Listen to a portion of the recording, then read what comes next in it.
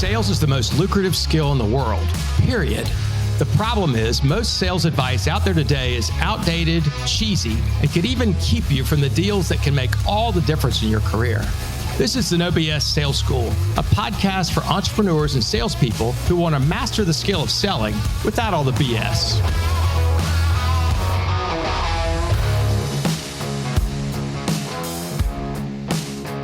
Welcome to the No BS Sales School podcast. I'm your host, Walker McKay. I'm going to share with y'all today an interesting story to me. I'm always fascinated when I interact with salespeople, when I'm the prospect, and I notice shit. And I know I might be somebody hard to sell to, especially if you know who I am.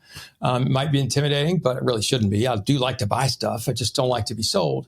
But we're doing some work on our house and I want to consider replacing some gutters.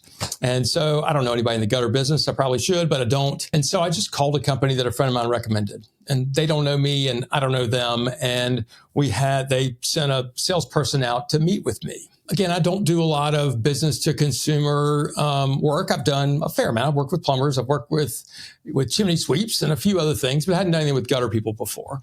So anyway, this woman comes out, supposed to be at 3:00 on yesterday, and she showed up right at 3:00. And she was very nice. She said, "Hey, how you doing? I hope you've had a nice day." And I said, "Thank you. So far I have."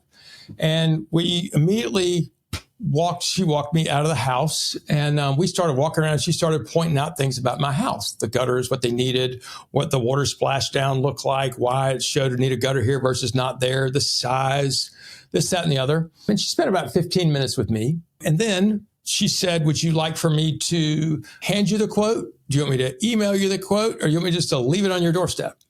And I was like, "Why don't you email it to me?" She said, "Okay, great." And then she shook my hand and she went outside to go measure my house. And that's the last I saw of her.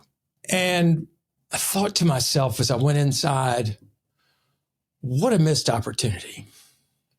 What a missed opportunity. Imagine if instead here's what I would suggest first for all you home service companies, charge people to come out and visit. Stop doing free estimates. You are wasting your time. Charge people for a number of reasons. Number one, it costs you money, right? Get your money. You should not be doing free consulting. Tell people we charge $50 for the trip, $100 for the trip, $125 for the trip, whatever it is. If none of your competitors are doing it, fine. Who cares? You charge. It means you're a professional. It also means if these guys had said, "Hey, we charge $50 for the trip or $100 for the trip," I'd have said, fine. And guess how many other gutter companies I would have called? Zero. None. Because why? Because I just paid $100 for me to come in here and tell me. I'm automatically saying you're the expert, right? At that point, she could have come to my front door and could have said, "Mr. McKay, I'm here. Tell me something. I'm curious. Why'd you happen to call us about gutters? Why now?" Right? What were you hoping we could do? "Hey, do you have a budget for gutters?" And then if we walk around the house and I tell you what you need and I give you a quote, what do you see happening next?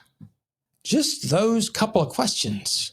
All of a sudden, it becomes a sales call because this person was very nice. By the way, I have not gotten the email quote yet. It's been 24 hours. I thought I would have gotten it yesterday or this morning, but I haven't. So whatever.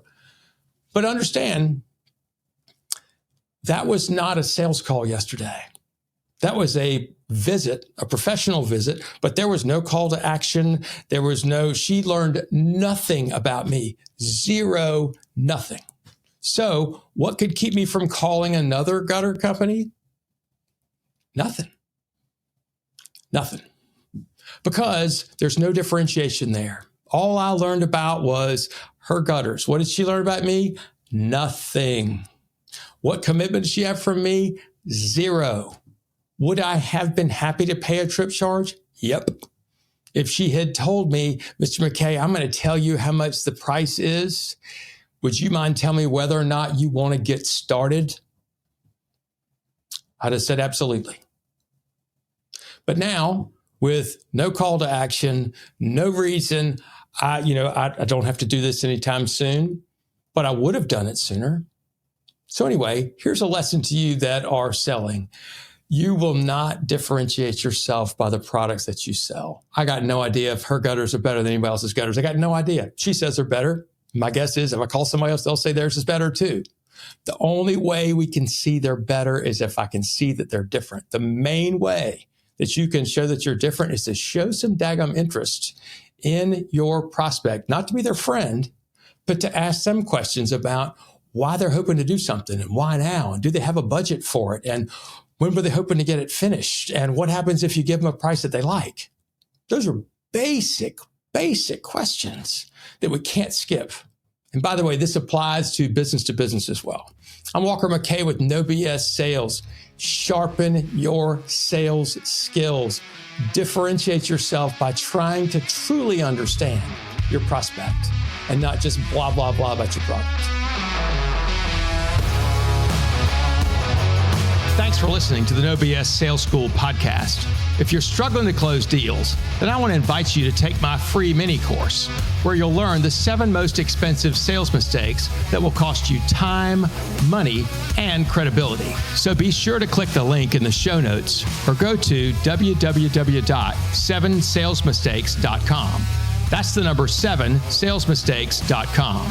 Thanks again for listening to the No BS Sales School podcast.